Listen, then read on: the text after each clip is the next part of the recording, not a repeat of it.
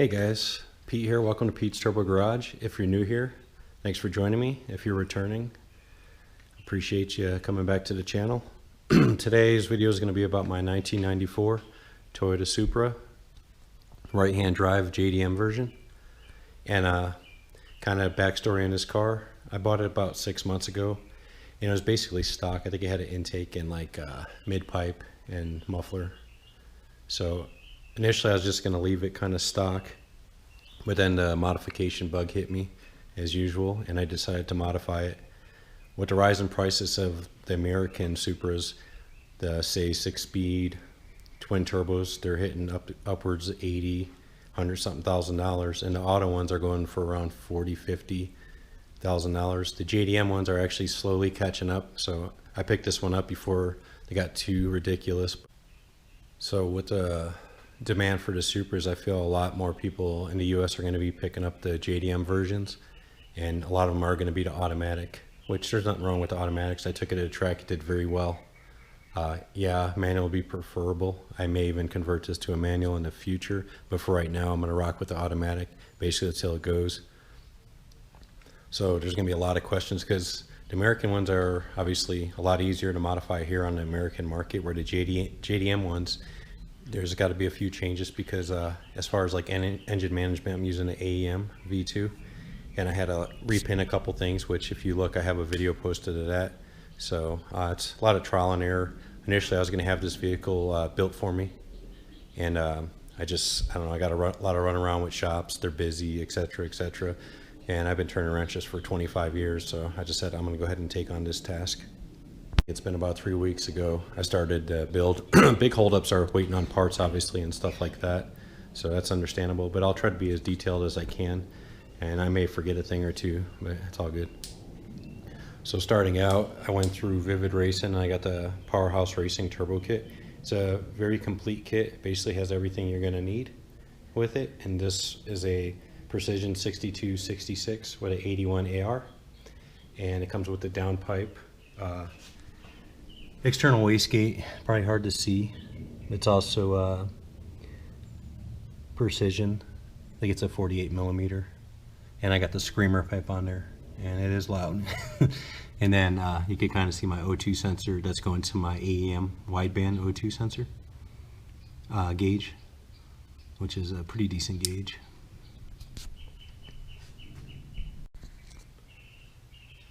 And obviously on this side you could put I put the turbo shield, wrap the downpipe, and I also did this little gold, it's supposed to be like a heat resistant tape because the hood liner was kind of sagging, so I just went ahead and got rid of that. I put in a catch can here.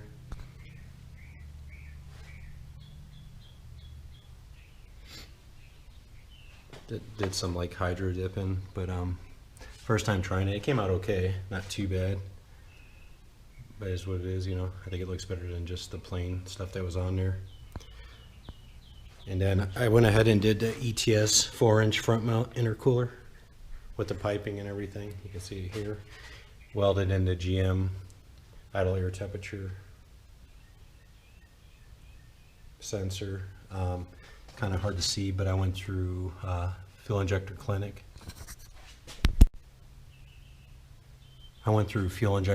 And bought a fuel rail, 1000cc injectors.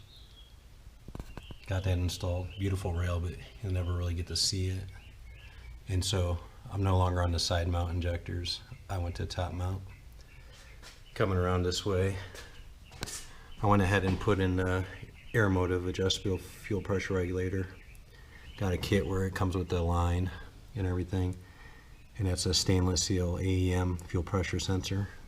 And then just when I do my adjustments, there's a gauge there so I could read it. Here I have the AEM 3.5 bar map sensor. And then you can kind of see the feed line going down. I made a custom line. I did a dampener delete. I had some 6N hanging around, so I went ahead and put that in there. Might be hard to see, but I have an AEM flex fuel sensor I put in there.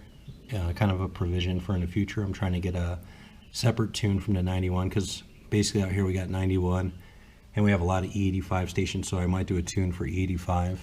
And I don't drive this car, it's kind of my track car. Take it out, you know, once in a while, so I can get away with the one tune.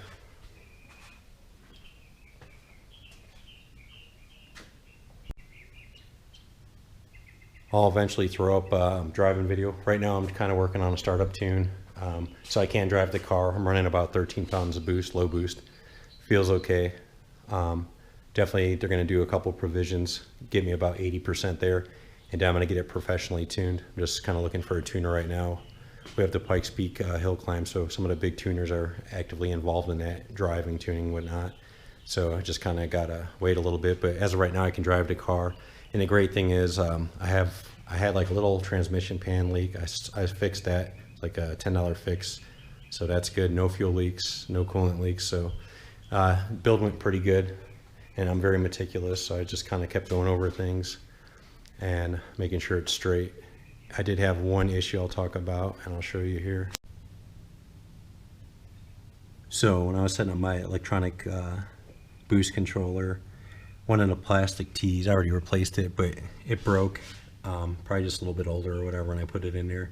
So my boost was kind of out of control, but that's why you don't really get on it too crazy when you're doing like startup tunes and stuff. You just kind of want to get a baseline and make sure everything's working properly. But it was like a $3 fix. I put that in there, took it out, staying pretty good at 13 pounds of boost is kind of right where the tuner set it, just to make sure, you know, air fuel ratios and everything are legit.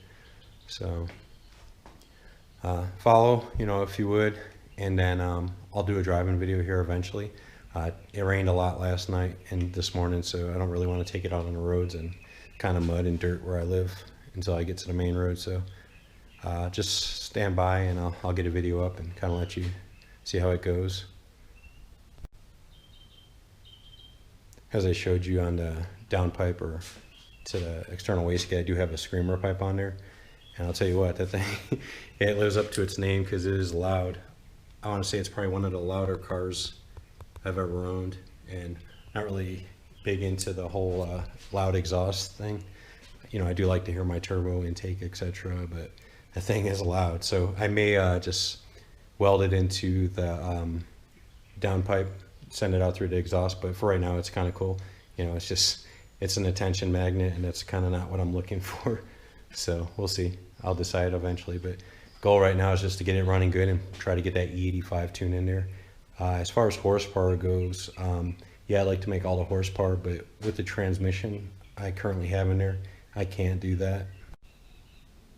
One thing I do want to talk about is the Aem V2.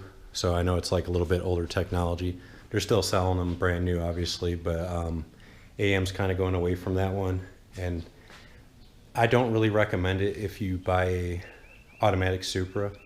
Transmission settings are very mediocre and will shorten the life of your transmission. It's 100% guaranteed. I kind of know that now, but I do plan on switching to a manual or built auto eventually. And there is no provision for E85 or a flex fuel tune on the Aem V2. I don't know what their deal is. They just decided they don't want to work on it. Who knows, but definitely check out Pro EFI if you want a good engine management. A little bit more expensive, but it's far superior to the Aem. So get the Aem, you know, I guess for pricing and basic tuning capabilities. Okay, and on the inside, I have the Recaro seat. This actually came with the car. And then the gauges I put in, got my Aem air fuel ratio. That's the wideband O2 sensor. And it syncs up really good with the Aem V2. And then I have my True Boost. So with this gauge, you can actually have an A and B setting, so you can have like a high setting, a low setting, whatnot.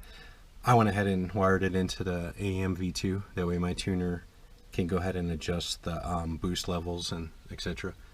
So either way, it's not required if you just want to use this gauge to run your own stuff.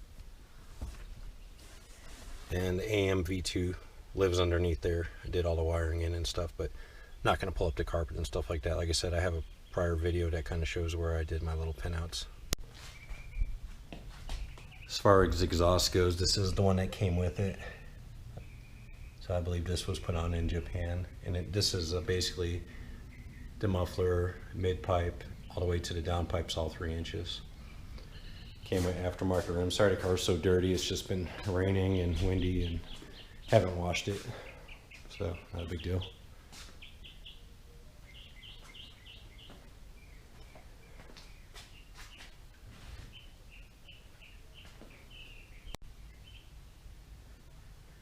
So with this stock auto transmission, if you get to 500 horsepower, you're kind of pushing it. Some say they could get a little bit past there, but the life of it isn't going to last long. And the car has about 81,000 miles, 82,000 miles, something like that. So sure, it's got some life in it, but anytime you modify a vehicle, you know, a couple hundred horsepower more than it came stock, you're going to run into those kind of issues. Obviously, the 6-speed manual can take a lot more abuse, but I think at the track, if I get it dialed in right, it's going to be pretty quick with the auto. Another problem I'm going to run into is obviously getting a bigger turbo to spool up. I may have to put a looser torque converter in here, but maybe I could get a two-step tune put in there or something. We'll figure it out. But for right now, you know, I appreciate you guys watching and everything. And like I said, subscribe, hit the notification, and then I'll put some driving videos up. Take care.